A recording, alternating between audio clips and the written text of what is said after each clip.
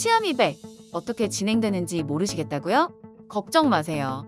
덴트랩이 다 알려드릴게요. 필요한 준비물은 옥추라 게이트, 쉐이드 가이드, 러버컵과 연마제, 잇몸 보호용 겔, 치아 미백제, 광조사기, 미백용 광조사기입니다. 옥추라 게이트는 미백을 진행하는 동안 입술에 재료가 닿지 않도록 격리해주는 역할을 하는데요. 물기가 없는 새 것은 환자 구내에 끼워 넣기 어렵기 때문에 3웨이 시린지로 충분히 물기를 묻혀준 뒤 한쪽씩 순차적으로 끼워줍니다. 이때 환자에게 입술을 우 하고 내밀어 보라고 말하면 입술이 말려 들어가지 않도록 쉽게 처리할 수 있답니다. 쉐이드 가이드는 환자에게 미백의 전후를 비교하여 보여주기 위해 필요한 기구인데요. 준비 과정을 거치기 전 전치부와 유사한 색상의 모형을 대조하여 포토를 찍어 놓습니다. 러버컵과 연마제는 일반적으로 치아 표면을 깨끗하게 하기 위해 사용하죠. 치아 미백 효과를 높이기 위해서는 약재와 닿는 표면이 청결한 것이 좋답니다. 로우 핸드피스에 러버컵을 연결한 후 연마제를 충분히 적용하여 닦아줍니다. 이때 페달을 너무 세게 밟으면 회전 속도가 빨라 환자의 잇몸 등이 상할 수 있으니 주의하는 센스 아시죠? 치아를 깨끗하게 닦아주었다면 본격적인 치아 미백을 위한 준비를 거의 마친 것인데요. 아직 한 가지 중요한 술식이 남았답니다. 바로 미백제가 잇몸에 닿지 않도록 격리시켜주는 것이죠.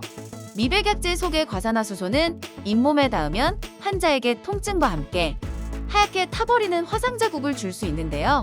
자가 치유되면서 사라지기는 한다지만 불편감이 없도록 사전에 예방하는 것이 더 좋겠죠. 보호용 겔은 건조 상태의 치면에서 치아와 잇몸 경계부로 도포하여 광조사기로 큐어링해주면 되는데요. 틈이 생겨 미백제가 새지 않도록 신경 쓰며 작업합니다. 전문가 미백을 위한 모든 준비가 끝났습니다. 이제 잇몸까지 격리가 완료된 범낭질 표면에 준비된 약재를 고르게 도포하면 되는데요. 적용이 완료되었다면 미백용 광조사기를 준비하여 환자의 구강 가까이 대고 작동시키면 됩니다. 이때 광조사기를 조심스럽게 다루지 않는다면 기계로 환자의 입술을 치거나 다치게 할 수 있으니 특히 주의해야 한답니다. 치아 미백은 약재를 장기간 적용할수록 효과가 높기 때문에 병원별 술식에 맞추어 사이클을 반복해 진행하게 되는데요. 약효가 도는 과정 중 스텝이 같이 상주해 있는 것이 좋습니다. 다만 특수한 상황으로 자리를 비워야 한다면 호출배를 환자에게 드리고 불편 시 소리를 내어달라 양해를 부탁드려야 합니다. 예정된 전문가 미백 과정을 마쳤다면 약재와 보호제까지 깨끗하게 제거하는데요. 표면에 묻어있는 메탈 석션으로 대부분 빨아들이고 잔여 부분을 거즈로 조심히 닦아줘야 합니다. 이유는 아시죠? 잇몸에 다 화상을 입을 수 있으니까요. 이제 앞서 촬영했던 치료 전 사진과 비교하기 위해 다시 한번 쉐이드 가이드를 대조하여 구내 포토를 촬영하게 되는데요.